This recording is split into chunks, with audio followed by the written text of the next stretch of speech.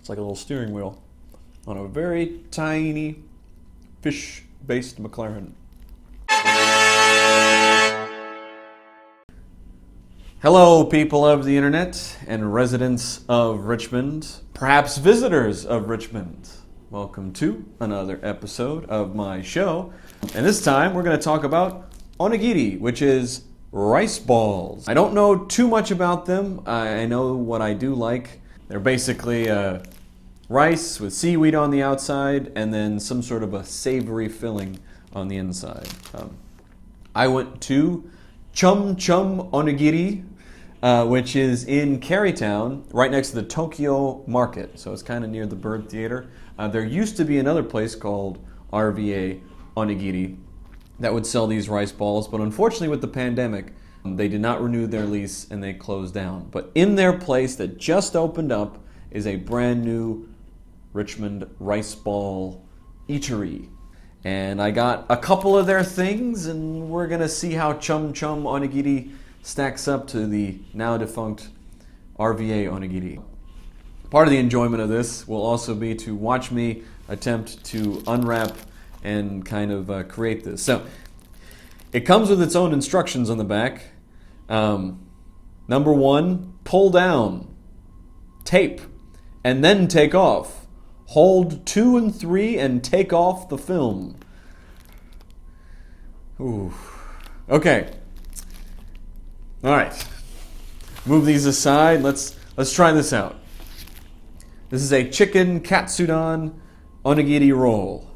Chicken katsu is fried chicken. Now, how to get to the fried chicken? All right. Step 1. Take off.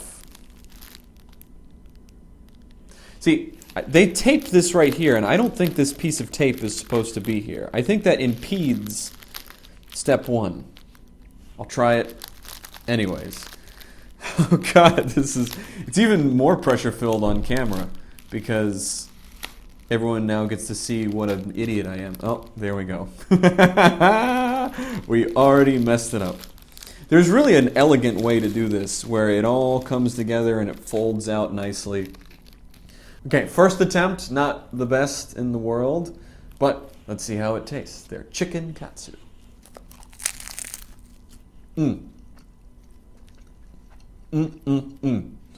This is delicious. This is just incredible. You might not expect to put fried chicken in the middle of a rice ball, though if you didn't know anything about onigiri, you wouldn't expect to put anything in a rice ball. Everything is now unexpected for you, the viewer. The onigiri initiated. But it's quite good. So they tend to take savory items, such as chicken katsudon, pork. We got some chicken and sausage ones here. Some good stuff in there. They even put sour plum. That's one thing that they do not have. They do not have the super sour plum rice balls, which is bad on 2 accounts. 1, I really like those. And 2, very good internet content to watch me pucker up and go, weird for my Western taste buds. But quite good, quite delicious. Even some leafy greens in there. Bok choy, perhaps? Though that would be cooked. It looks a lot like lettuce, but I don't know anything about vegetables.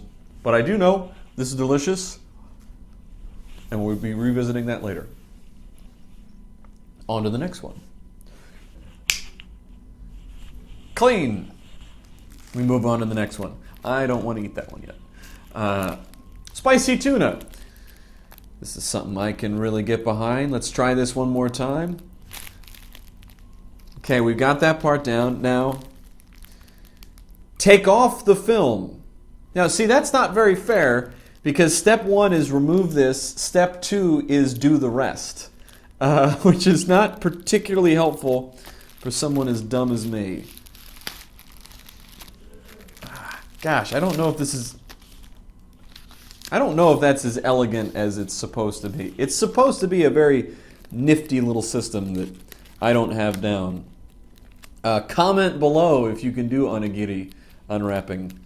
Maybe that's a new thing, onigiri unwrapping videos. Tutorial. This is not it. Go elsewhere for a tutorial. For a tutorial. Spicy tuna. We do it again.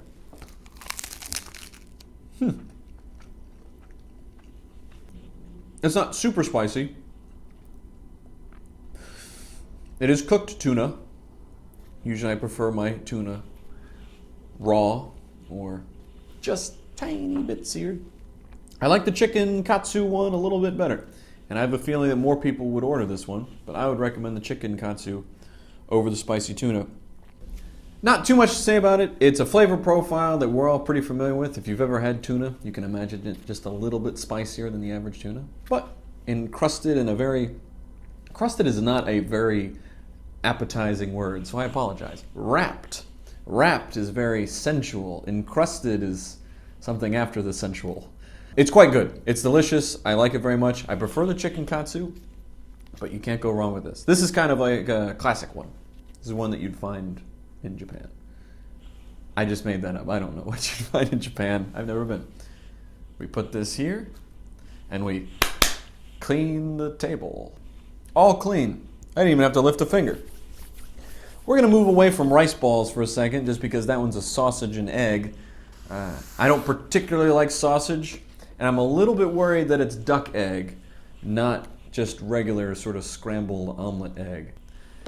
I don't remember what this is called, but it is Spam over rice. I don't know if this is Japanese. It could be. I'm assuming so, because the rest of the place is Japanese. Now, okay, we can laugh at my comically thin chopsticks here. These are not chopsticks.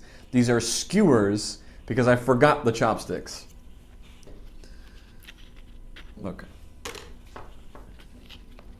I'll be rude on camera. Spam and rice.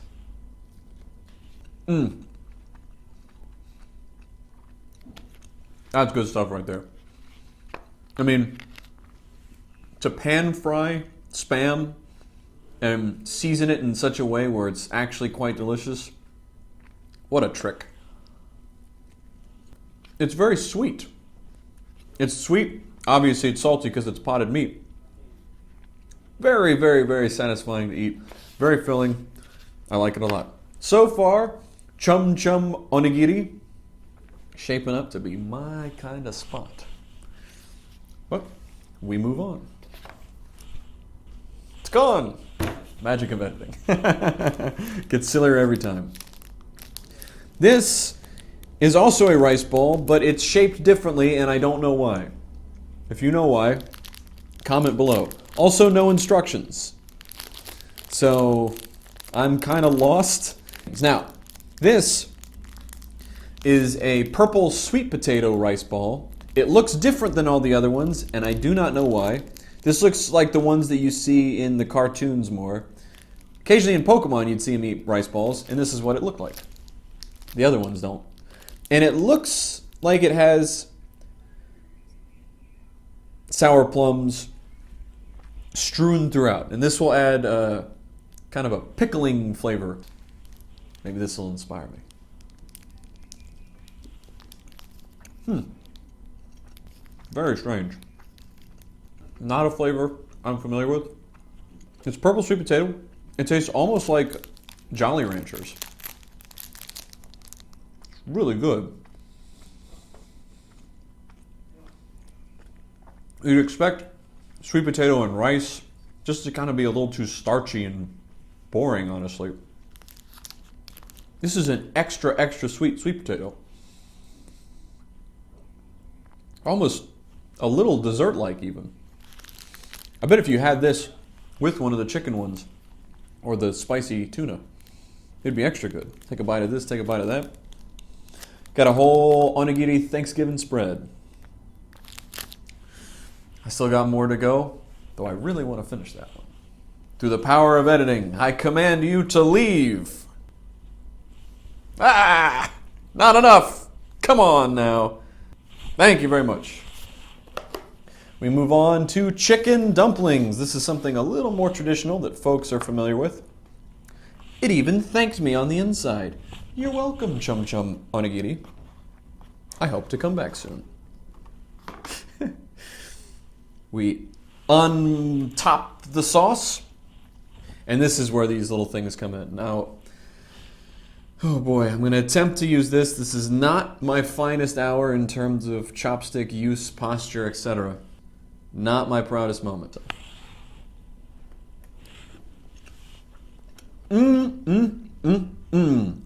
That's curried chicken in there. It looks to be a green curried chicken. This is a lot of dumpling wrap for the amount of chicken you're getting, which could just be a symptom of this place is more to go. There's no real place to sit and eat. So perhaps you need a bit thicker of dumpling wrap in order to have it transport better. It is quite delicious. I really enjoy that curried chicken in there. Those are good dumplings.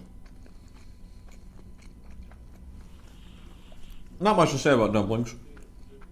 It's a pretty binary thing.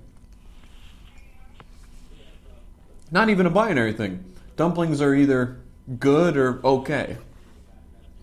Half binary. One or almost one. Which would be zero. We move on, not with the power of editing, but with the power of my appendages. Not quite as funny, but... Finally, the last one, sausage and egg. This appears to be some sort of a breakfast onigiri for the Western tastes. See if I can unwrap this one the most elegantly of all. Negative. Still stink. Again, this is not their fault. This does not reflect poorly on Chum Chum Onigiri. This is my fault for being an onigiri scrub. Sausage and egg. Really hope this is regular egg and not duck egg, because I really don't like duck egg. And this also isn't just like some sort of a planted thing where you see in a movie, it's like, now this is my favorite donut. I hope no one takes a bite of it. Halt. Little worried.